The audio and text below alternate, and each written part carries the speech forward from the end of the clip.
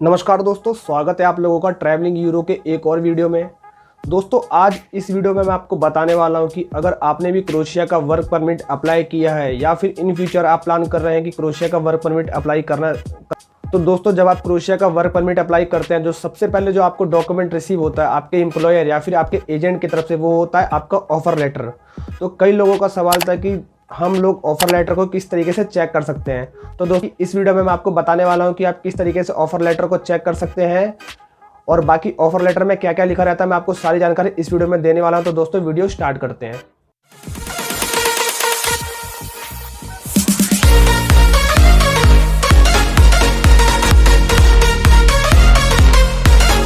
तो सबसे पहले मैं आपको बता दूं कि जब आप अपना क्रोएशिया का वर्क परमिट अप्लाई करते हैं और अपने जब आप सारे डॉक्यूमेंट डिपॉजिट करा देते हैं, आपकी पीसीसी, आपका पासपोर्ट, आपके सारे एजुकेशनल सर्टिफिकेट्स और आपके एक्सपीरियंस सर्टिफिकेट, तो सबसे पहले आपको आपके एम्प्लॉयर के द्वारा आपको ऑफर लेटर मिलता है। ऑफर लेटर का मिलने का समय 15 दिन से 1 महीने का होता है। जब भी आपका एजेंट एक एम्प्लॉयर को ढूंढ के आपके डॉक्यूमेंट्स अप्लाई कर देता है, तो सबसे पहले आपको ऑफर लेटर आ जाता है। तो दोस्तों मैं आपको बता देता हूँ आपके ऑफर लेटर में क्या क्या लिखा रहता है।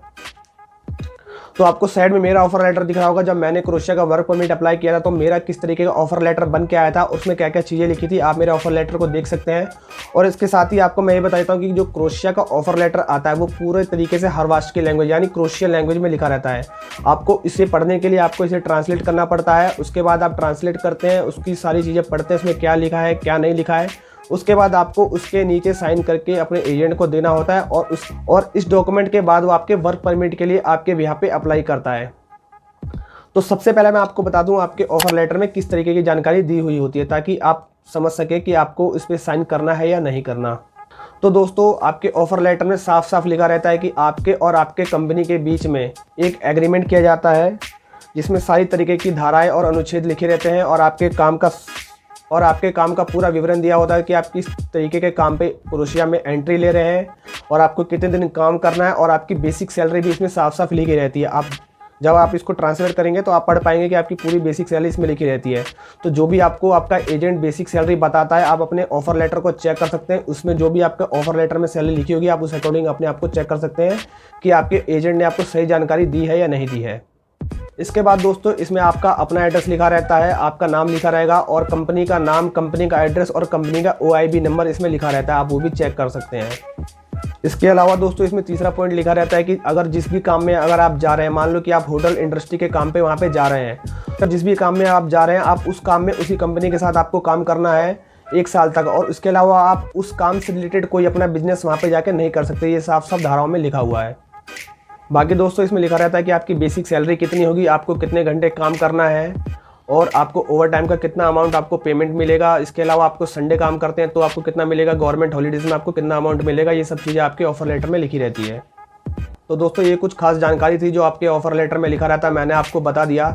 इसके अलावा कई लोगों का सवाल था कि ऑफर लेटर को हम चेक कर सकते हैं या नहीं।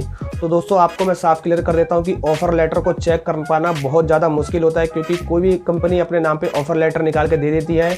इसमें किसी भी तरीके का आपको गवर्नमेंट का स्टैंप नहीं होता, किसी भी तरीके का पुलिस वालों का स्टैंप नहीं होता, ना ही कंपनी की मोहर लगी रहती है।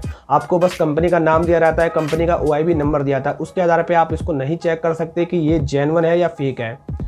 तो दोस्तों सिंपल सी बात है, अगर आपने अपना एजेंट जेन्युइन कर रखा है तो आपको वो जेन्युइन ऑफर लेटर ही देगा, और अगर आपका एजेंट जो फेक है तो आपको फेक ऑफर लेटर बना के वो दे सकता है। ऑफर लेटर को चेक कर पाना बहुत ज़्यादा डिफिकल्ट है और वो चेक कर पाना नामुमकिन है। तो दोस्तों अगर आपको भी लग रहा है कि आपको आपके एम्प्लॉयर ने फेक ऑफर लेटर दिया है, तो आप एक सिंपल सा काम कीजिए, आप अपने एजेंट को ज़्यादा अमाउंट एडवांस में मत दीजिए। जब आपका वर्क परमिट आ जाता है उस समय आप उसको पेमेंट कीजिए, ताकि आप ऑफर लेटर को चेक नहीं कर पा रहे हैं तो आप वर्क परमिट को अच्छे से चेक भी कर सकते हैं। और आप जिस पुलिस स्टेशन से भी आपका वर्क परमिट रिसीव हुआ है, आप उस पुलिस स्टेशन को मेल करके भी जानकारी ले सकते हैं कि आपका जो वर्क परमिट आया है वो फेक है या फिर जेन्युइन है। तो जैसे ही आप पुलिस स्टेशन को मेल करते हैं, आपको मेल का रिस्पॉन्स 2 से 3 दिनों में आ जाता है कि हाँ आपका जो वर्क परमिट है वो फेक है या फिर आपका वो जो वर्क परमिट है वो जेन्युइन है। तो उस आधार पर आप चेक कर सकते हैं, उसके बाद अपने एजेंट को पेमेंट कर सकते हैं। तो दोस्तों इसी तरीके की वीडियो देखने के लिए मेरे वीडियो को लाइक कर देना और मेरे चैनल को सब्सक्राइब कर देना। मिलते हैं एक नए वीडियो में, जब तक के लिए राम राम।